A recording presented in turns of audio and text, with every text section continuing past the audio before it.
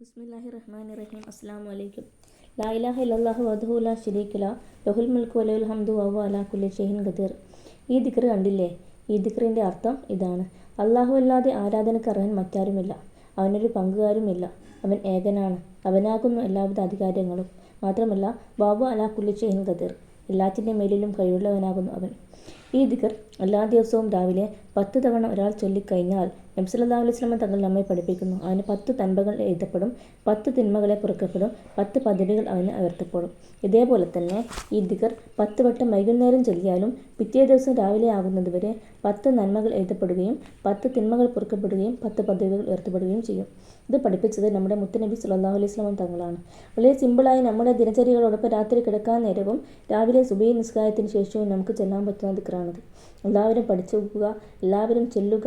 അള്ളാഹു നമുക്ക് തൗഫീഖ് ചെയ്ത് അനുഗ്രഹിക്കട്ടെ. അള്ളാഹു നമുക്ക് പുറത്തു തരട്ടെ. ആമീൻ ആമീൻ യാ റബ്ബൽ ആലമീൻ. അസ്സലാമു അലൈക്കും വറഹ്മത്തുള്ളാഹി വബറകാതുഹു. നിങ്ങൾക്ക് ഇതുപോലത്തെ നല്ല നല്ല വീഡിയോസ് വേണമെങ്കിൽ നിങ്ങൾ എൻ്റെ ചാനൽ സബ്സ്ക്രൈബ് ചെയ്യുക, ലൈക്ക് ചെയ്യുക.